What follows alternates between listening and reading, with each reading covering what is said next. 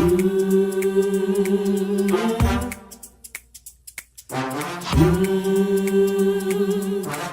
talk the color.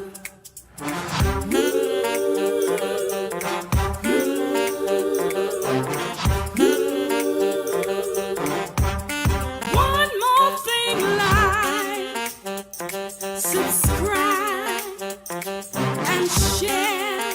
Come on, let's talk the color. Woo!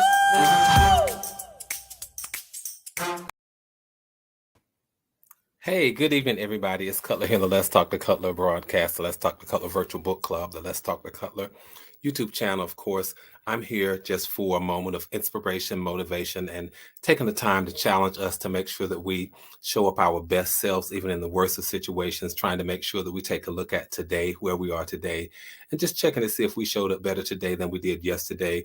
Also seeing how can I show up better tomorrow than I did today. Doesn't mean anything was wrong with today. Doesn't mean anything went bad today. It doesn't mean that there were any failures. It means that we're just sharing dialogue so we can see what can I do to be deliberate and be intentional about being my best self, even in the worst of situations. Sometimes you just have to take an inward look at yourself, you all. And the beautiful thing about our conversations, and make sure that you invite somebody to come on and chat with us this evening. The beautiful thing about these conversations is that this is a no judgment zone. Nobody gets to judge me but me. Nobody gets to judge you but you. And it's really not being so judgy, but it's about saying, you know what, I'm just going to do a self-inventory. I'm just going to do some introspection and see what can I do? What can I do to help me? And one of the reasons I want to help me is because I'm doing it for me. I said to someone a few days ago that what you do has to have at its center, has to have at its core, the basic desire of wanting to help you. A lot of times we set goals and we have all these aspirations, and many times these aspirations are so much about other people. But one of the things that you should notice about a goal, a real goal, is that somewhere in that goal, it should seek and strive to make you better. Think about every goal that you set. There ought to be at its core, at its very basic root, every goal ought to have the byproduct of making you better. Ought to have the byproduct of making you better. Any goal, whether it's financial goal, whether it's educational goal, whether it's emotional goal, whether it's spiritual goal, whether it's physical goal, whether it's mental goal, whether it's emotional goal, every goal, even if you seek to help somebody, it pulls out your strength, it pulls out your character, it shows your integrity. So for whatever goals that we're setting, make sure that you're looking out for yourself. You're looking out for every opportunity to be your best self. And there's nothing really self-adulating or self-aggrandizing about that. It's nothing conceited or pompous about that. It's just that you're taking a look to see, how can I help me in the process? Because so many times, you all, and I'll get to the point of this evening's conversation. I promise I will. I'll get to the point of the conversation. But so many times our goals involve everybody else. Our goals involve so many people until we forget ourselves and we lose ourselves in other people. We lose ourselves in processes. We lose ourselves in circumstances. We lose ourselves in situations. And then when we look for ourselves, we can't find ourselves because we lost ourselves. But as you're setting goals, don't forget to be self-focused. Be self-focused in all of the goals that you set. I wanted to continue a conversation that we had last week, but before I do, I want to shout out all of the LTTC VIPs, the top 3 people who made it over to the chat. By the way, tell somebody to come on and talk to Cutler. Let's talk to Cutler and let's chat. Because if they don't know, I would certainly enlist your assistance with telling people we're here for 1,800 seconds. But for these 1,800 seconds, we're just trying to spread some inspiration, motivation, and challenging ourselves. And then not only that, just tell them to come on and subscribe. After you subscribe, hit the notification bell. It lets you know whenever I've gone live. It lets you know whenever I've uploaded new content, because I want to see my friends. I want you all to be with me as we're on this highway to a place that's called better. And better doesn't have to happen 5 years from now. I promise you, better can happen within the next few moments. As soon as you conceptualize the fact of wanting to be better, wanting to improve any facet of your life, better happens at that precise moment. It really, really does. Better does not have to be this lofty goal, but better is about making sure that you are not going to be in the same place tomorrow as you were today. That's what better is about. I promise you it is. All right, so let me just do a shout out to the LTTC VIPs for just a moment. They are Hattie Boone, who says, "Good evening, everyone." Annie Cutler says, "Get aboard, let's ride." And Paula D says, "Hello, everyone." Well, hello to all of you all as well. Good evening. And yeah, get aboard, let's ride. Let's talk about how to recognize emotional maturity. That's a pickup from last week's conversation that we were having, because one of the things I realized is that a lot of times, and you all tell me, um, a lot of times the people who get on our nerves, the people who the people who interrupt our peace, the people who interrupt the normal natural flow of how we show up and how we be, a lot of times, y'all, I've discovered that those are people who are really not emotionally mature. For whatever reason, they're not emotionally mature people, because emotionally mature people, they understand their emotions. And emotionally mature people reach this level of self-understanding to the point that they decide how to best approach a situation and how to handle and how to cope with situations. That's what an emotionally mature person does. But a lot of times, the people who get on our nerves, the people who unnerve us, and that's really what the word is all about. The people who unnerve us, the people who cause us anxiety, the people who really cause us some sort of imbalance in our happy space, are the people who are not necessarily emotionally mature. And reaching, we said this last week, reaching emotional maturity is a work in progress. You just don't show up at emotional maturity tomorrow and you're just there forever. But it's a work in progress. We are always striving to some degree of emotional maturity. Emotional maturity. We really, really are. It just doesn't happen overnight, and not everyone is able to successfully act with this maturity all the time. The truth of the matter is that sometimes we're all challenged. You all tell me the truth. You all be honest with me. Tell me if there's some times when you are challenged in how you respond to a situation, because there's a part of you that says, okay, I want to handle this in a mature way, but there's another part of me that says, my emotions are all over the place. And I want to respond out and because of my emotions. And so the truth of the matter is, I am sometimes challenged. I can't necessarily speak for you all, but I am sometimes challenged in how I deal with things. And sometimes I have to remind myself, Cutler, when you're at the height of an emotion, be it an emotion to the far right or an emotion to the far left, when you're at the height of an emotion, don't respond, don't make rash decisions. And we said, and I'll just catch us up, but we said one of the things about recognizing emotional maturity and checking ourselves, because again, the goal is to check ourselves and to make sure that we are showing up as our best selves in the worst of situations. So I want to make sure that Cutler is always on this trajectory to emotional maturity. So what does that mean? What do I look for within myself? Not necessarily anybody else, but what do I look for within myself? I look for flexibility. And we said it last week, and one of you said it, McDina, it may have been you, this whole notion of flexibility. It's about saying, when things don't work out, when things don't always work out, I want to make sure that I have a plan B, C, and I think, McDina, you said all the way to plan Z if necessary. And that's flexibility. That shows emotional maturity. And that's one of the things that I want to be able to do. I want to still be able to move forward and not just let some bump in the road ruin my entire day. All right. And then I keep on going. Another thing is making sure that we take ownership and responsibility. We said it, but I'm just sort of summarizing and giving a synopsis. One of the things you want to make sure that you do is learn how to take ownership and responsibility. So if I make a mistake, I have to learn how to take ownership of that mistake, because I can't correct something that's not mine. If it's my mistake, then I can strive to correct it. Frank, how are you, my friend? It's so good to see you. I say it's not what happens to me, but how I respond. Yes, absolutely. It's about how we respond, and I want to make sure that we are responding. That we respond. Hi, everyone. Frank, let me know if this is my cousin who just logged in. I think that's who it is, because I recognize the name. But again, emotional maturity is about making sure that we know how to respond. It's making sure that we are flexible. Number one. Because if things don't work out, and things don't always work out, you all, can I say that again? Things don't always work out, because life is just life, and life just happens. Sometimes you're on top of life, and sometimes life is on top of you. Things don't always work out the way that we plan. So don't get frustrated. Don't have so much anxiety until you don't know how to reroute and do like the GPS says, recalibrate. A lot of times this is about stepping back, exhaling, inhaling, recalibrating, coming up with another plan, and being flexible. It didn't work out that way, but guess what? I'm not going to stop. If I'm on my way from here to New York and there's a traffic jam on this particular route, guess what? That's not going to stop me from driving to New York. I'm just going to take another route. And let that be your guiding force and your guiding focus in life. If this doesn't work out, it's not going to stop me from reaching my goal. That just didn't work out.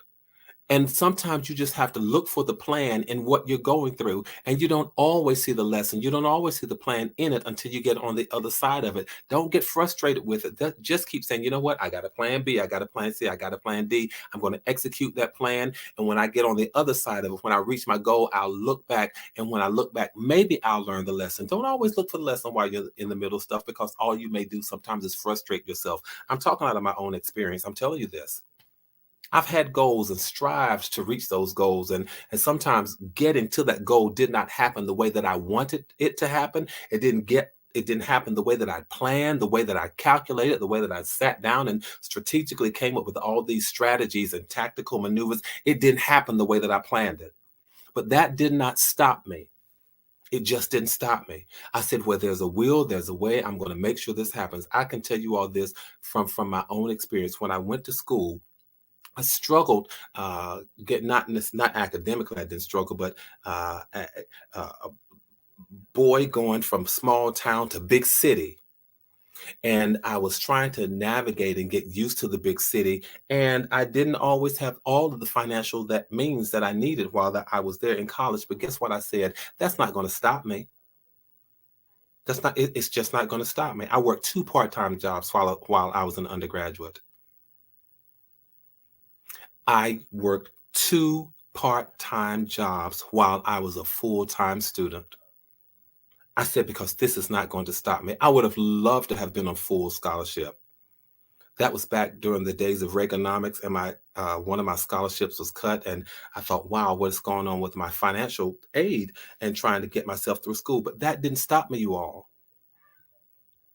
I said, I'm experiencing a few hurdles in the road, a few speed bumps in the highway, a few potholes, but I kept right on going. I kept right on going, and I didn't stop. And I don't want you all to stop either. So learn how to be flexible. That is a sign of emotional maturity. It really is. Thank you, cousin Frank. I appreciate that. All right, and so here's another thing, you all.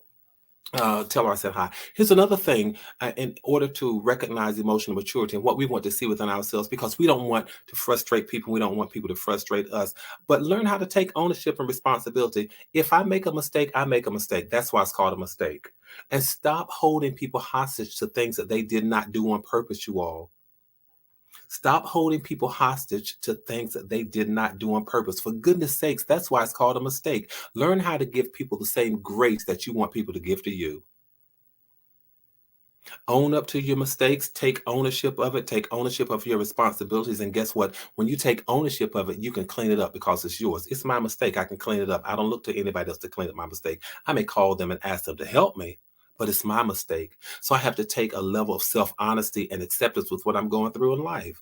I don't want to get stuck on that one, but that's just a sign of an emotional mature person. Another sign of an emotional mature person is somebody who realizes that they don't know everything about everything. Doesn't matter how intellectual you are, how smart you are, how experienced you are, how worldly you are, how world traveled you may be. No one knows everything about everything. But emotionally mature people learn how to keep their mind open. They have open eyes and open ears, and they look for situations where they can learn stuff. We don't know everything. And if you run into people who constantly know everything about everything, turn and do an about face and go the other way, because no one person knows everything about everything. Emotionally mature people also look for learning and growth opportunities. Let me see what I can learn from this situation. Okay, so what is that life is trying to teach me? How can I learn from this? How can I grow from this? That's a sign of someone who is on this trajectory of becoming emotionally mature.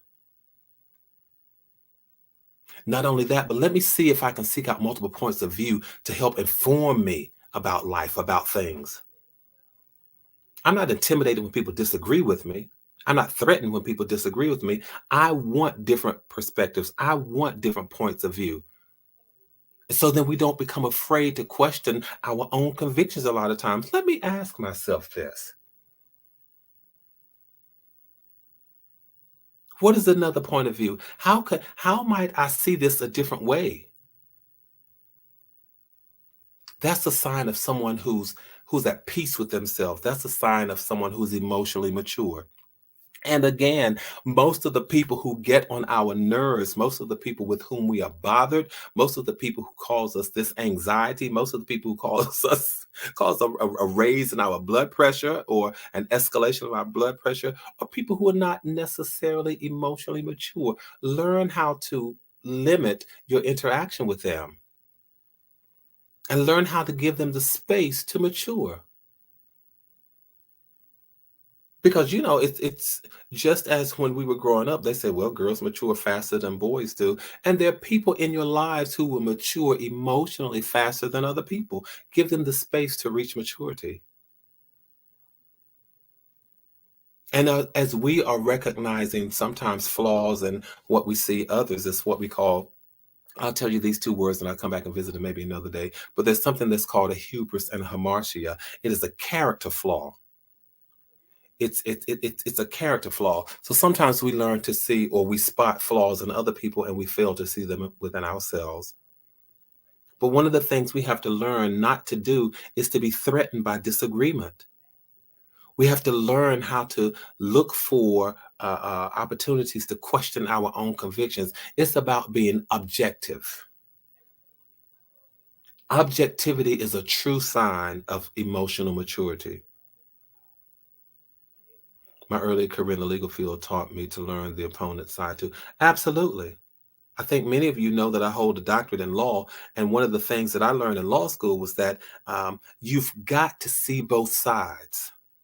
You have to learn. You have to learn how to approach. Hubris is hubris. Hubris is hubris, and hamartia is harmatia. All right. But make sure that you learn objectivity. Make sure that you learn objectivity. And then may I say this to us, you all, one of the things that I encourage us to always be is resilient. Always strive to be resilient. That means have some bounce back. That means have the capacity to let things roll off your back like water on a duck. That means in the face of upset situations, in the face of setbacks, in the face of disappointments, you will learn how to acknowledge your own feelings. This is how we become resilient. Understand how I feel in the moment, and then I'll decide what steps I need to take to move on. Not necessarily to get over it and act like it did not happen, but at least I make the decision to move on. So it is in the face of those situations where I learn resilience. That's what an emotionally mature person does, that says, you know what, I've got to keep going no matter what.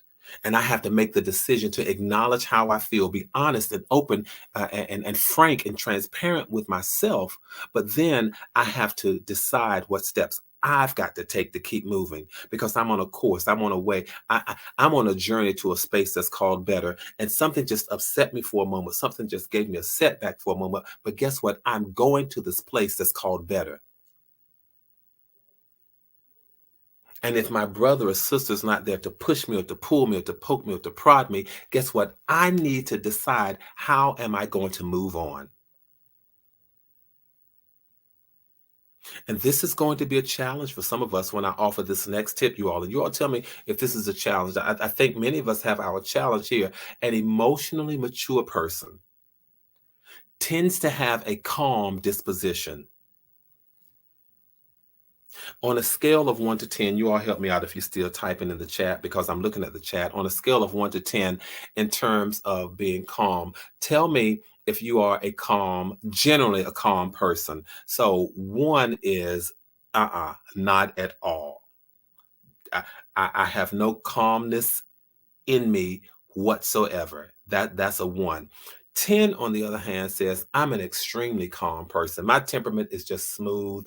I'm always calm. I have things under control, cool, calm, and collected. I'm really, really good. So tell me, how would you rate yourself on the calmness factor?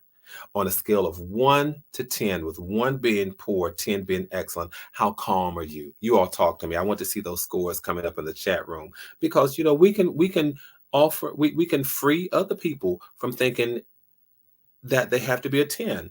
You don't always have to be a 10, but you shouldn't always be a 1, because an emotionally mature person, guess what? We get mad, we get angry, we get upset, but we don't let the emotion dictate our response.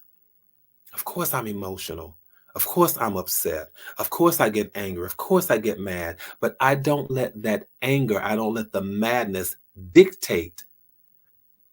I don't let the anger, I don't let the madness, I don't let it dictate how I respond, because I have to process. And so I've learned to go, Cutler, get yourself together. Make sure that you're clear in terms of how you respond. Make sure that you have a clear mind. Make sure that your response is going to be rational. Make sure that you don't say anything that's going to cause you to ring the bell that you can't unring. Make sure your response is not going to be something that causes a ripple effect in the waves that you cannot unripple. And so I've learned that over the years, y'all. I did not master it, but I'm still working on it. I'm working on having a calm disposition in terms of how I respond. Linda, I appreciate your response so very much. Because a lot of times, and I appreciate it, because you said I'm going to give myself a 5, because not at first am I a very calm person. Not at first is my disposition so calm. I appreciate the honesty in that answer. And I think for those of us who are saying, 8.5 and 8.0 and 7, it is because we realize, you know what, those few extra points that keep me from becoming a 10 is because at first I have to collect myself. I have to center myself. I have to settle myself, if you will. But a part of being emotionally mature is recognizing where my emotions are at the moment. A lot of us recognize, you know what? I'm not at my best right now. And so sometimes when you recognize that, it's best not to say anything. But I give you all kudos. Those of you who did not rate yourself at 10, I appreciate the honesty. And I give you all kudos for recognizing that there is a space.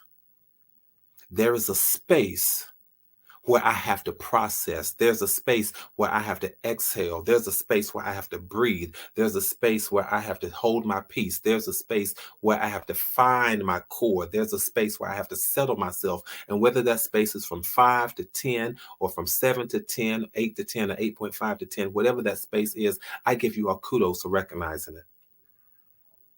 Because for as much as we have to be maintain this calm disposition as we're reaching the stage of emotional maturity, the reality is we recognize that we're not a 10. And I appreciate the candor in every one of your answers. And so while there's room for us to grow, I also encourage us, and I want to let you all know that emotionally mature people, while we realize that we're not perfect people, we learn to believe in ourselves. And we don't necessarily have a false sense of self that's based on ego. We don't have a false sense of self that's diluted. We don't have a false sense of self that is I've used these two words, self-aggrandizing and self-adulating, but we have a true sense of self, and we have optimism in our own ability. I'm optimistic about what I'm able to do, and I want you all to be let me sit up for a moment. I want you all to be optimistic about your capabilities. I want you to be optimistic about the gifts that you possess. I want you to be optimistic about who you are. I want you to be optimistic about the value inside of you. I want you to be optimistic about the fact that the Creator God decided to pour something in you. And you don't have to cower to anybody. You don't have to walk in this fake sense of humility, but have optimism in your own ability. Own ability to do what, Cutler? To have patience. To have patience with whatever life throws your way. I'm going to believe in myself. I'm going to be optimistic. I'm going to be optimistic in my ability to believe in myself. I'm going to be optimistic in my ability to trust myself. I'm going to be optimistic in my ability to be patient and let life have its take its course and hold on for the ride. And I'm going to make sure that while life is happening, that I'm still an approachable person. I'm going to make sure, what do you mean approachable, Cutler? I'm going to make sure that while life is happening, I'm not going to let life turn me bitter. I'm not going to let life make me sour. I'm going to not let life cause me to snap at people and to be disrespectful of others. What I'm going to make sure is that I learn how to talk with people and not at people. I'm going to make sure that I have genuine empathy and concern for people. I'm going to make sure that I'm not judgmental. I'm going to make sure that I'm an approachable person. That makes for spiritual maturity. Spiritual maturity. I meant emotional maturity. Sorry, you all. Well, one and the same. All right. And then can I tell you all this? And I may just have to get out of here after sharing this. An emotional mature person also has a decent sense of humor. Why would I say that? Cutler, why would you say it? Because people who are emotionally mature, they realize that life cannot always be taken so seriously. They realize the power in laughter. They recognize the relief in laughter. They realize the importance of laughter. They realize the importance of having fun. Because laughter and having fun, they are great coping skills. They're great coping mechanisms because they learn to release you and relieve you from the pressure and the stress that life sometimes brings. A great sense of humor is another good tip, another good sign of emotional maturity. And I offer these because I want us to see the strengths that we should possess. I want us to see some of the attributes that we should possess. But I also want you to see some of the things that are sometimes lacking in other people. And when you realize that you don't enjoy being around some people, maybe it's because they don't possess these attributes. Maybe they don't. And Linda, you hit the nail on the head. Sometimes you have to laugh even at yourself. Some of my greatest laughs, and family and friends who are around me a lot, they can tell you some of my greatest laughs are just laughing at me. I might be in the middle of a sentence and use the wrong word, and the word had nothing to do with what I was thinking of. It sounded like something, and then I'll just stop and just laugh. But let's just learn how to laugh at ourselves. You put on the wrong socks, laugh about it. Just learn how to laugh. You say something that doesn't make sense and people call you out on it, just laugh. All right. So this is part two in the conclusion of our conversation about how to recognize emotional maturity. I want us to recognize it within ourselves, and I want us to learn how to execute it and execute it well, because I want us to define ourselves in this space, in this place that's called better. Right? I like that Annie Color says, sometimes I say they get on my last nerve, but apparently not, because that means you've got another nerve for them to get on. So sometimes people can unnerve and get on our nerves, but guess what? They don't get on your last nerve because you have another nerve to take you through another round of life. Marissa, it's good to see you. I hope that you're feeling better. I hope that you feel better soon, my friend.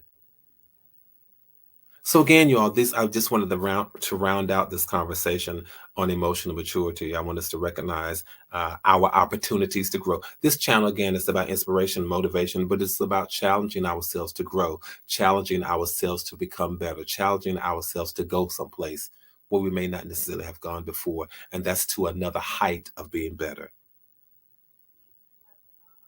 Another height of recognizing the value that you possess, and another height and another strength whereby we can help someone else reach a plateau of better. You all, thank you for joining me these Tuesdays and Thursdays. This is Thursday, the 14th of March. Did I say Thursday? It's Tuesday, the 14th of March. Cutler, don't rush the week by. It's not the 16th. It is the 14th. And it's Tuesday. It is not Thursday. See how, did I tell you I sometimes have to laugh at myself? but that's what I just had to do. All right. But again, thank you all for tuning in. Thank you for joining me. And let's do what we continue to do, you all. Let's keep building community. Let's keep maintaining connectivity. Keep your heads up, keep your hopes up, stay safe, stay sane. And let's please know that from my heart to yours, there is and always will be so much love. Listen, you all tell someone, come on back and let's talk to Cutler, because this is what we do. We talk and we encourage, we exchange dialogue. Again, y'all have a good evening, and I will see you next time. Take care, everybody.